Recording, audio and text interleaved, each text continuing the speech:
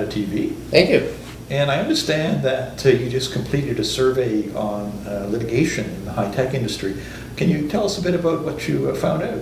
Well, there's some very interesting statistics that came out of it, John. We did the survey in December of 2007, and we got back quite a high number of responses. It was in the 90s in terms of the survey that came back. But what was more interesting was some of the data that came out of it. Obviously, given what we do, we know that people get in lawsuits. But what we discovered is out of the people who responded to this particular survey, over 67% had been engaged in more than one lawsuit in the last 3 years.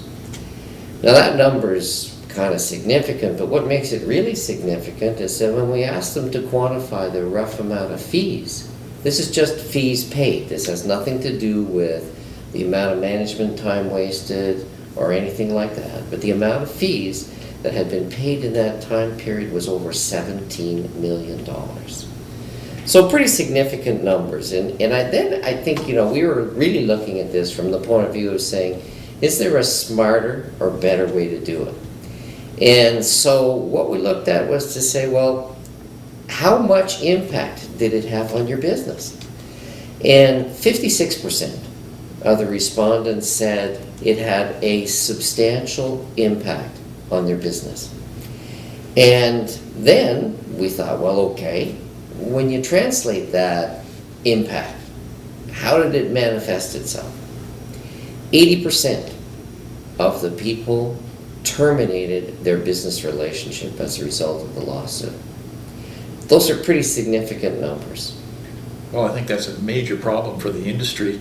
So in looking at the findings, have you come up with some remedies, perhaps some new ways of addressing these concerns? Well, one of the things that we've determined is that, a lot of people are driving towards what's called a mediation structure, and I think that's only part of it. There's that famous saying is that if the only tool you have is a hammer, everything looks like a nail.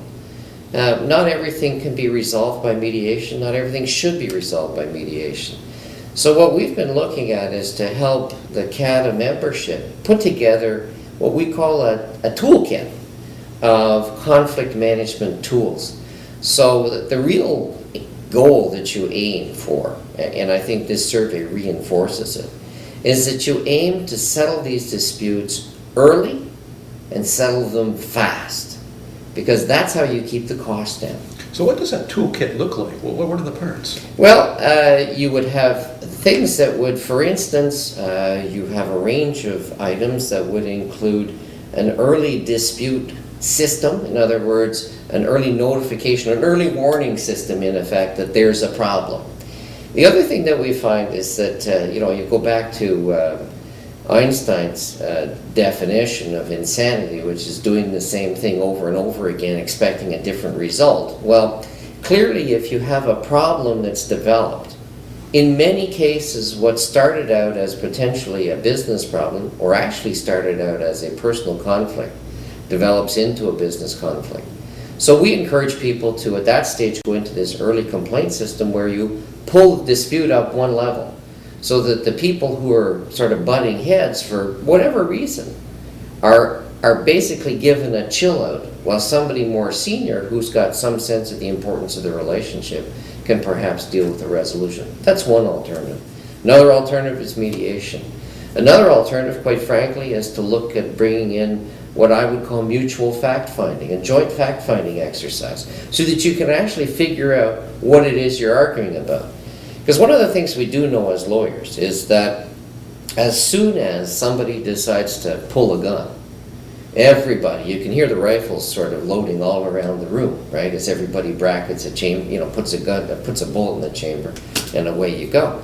So one of the things that you want to look at is to say, let's get everybody to cool down. Let's actually find out what the problem is, as opposed to stacking up bargaining chips that you're then going to use in this negotiation, which is the standard style. What you're really trying to do is to say, no, let's get to the problem quickly, let's solve the problem quickly before we have a chance to build up too much heat. And I understand that one of the ways you're going to try to create that transparency is the guide that you're developing. and I believe also you were looking at some type of a private online forum of best practices. Can you tell us about those tools? Yeah. What we've done, and you know, this is obviously in consultation with your people, is we've put together a guide which gives people some sense as to what these tools look like, how they can be used, what kind of circumstance they're in. And then the other thing that we've done is we've actually looked at creating a structure within CATA so that people can participate actively in both understanding these tools, but as well having a methodology to practice with them and develop best practices so they can isolate what works for them in their circumstance. And the interesting thing about it, John, is that these tools can apply internally and externally. So you can build them into your contracts, but you can also build them into your HR practices. And you can actually build them into some of the ways you manage at the board. It's all designed not to say that everybody has to get along, because that's not the reality of life. What it does do, though, is it focuses on managing conflict in a positive way. Because conflict, in fact, is one of those things that engenders creativity. So positive management of conflict can create resolution, can create ideas. Some people are very uncomfortable articulating a position, and it comes out as conflictual, when in fact all they're really looking for is a solution. What we're trying to do is to give you this basket of tools and then a forum in which you can exchange comments on that basket of tools and also learn how to use them. And to do that, we will be assembling, in fact we've already got a preliminary list of some real leading people in terms of this area. And this is, I think, what will be a benefit, because realistically speaking, if 80% of the business relationships are terminated because of a lawsuit, in an economy the size of Canada, you're going to run out of business partners in a hell of a hurry with that kind of failure rate. Well, excellent initiative. You know, I think we've heard from Paul LaBarge today the power of doing good survey work and quantifying a significant problem on litigation. We've heard some very interesting approaches, so the industry can look forward to a guidebook. It can help evolve its best practices, and in the end, I think that $17 million is going to get much, much smaller. Thank you, Paul. Thank you, John.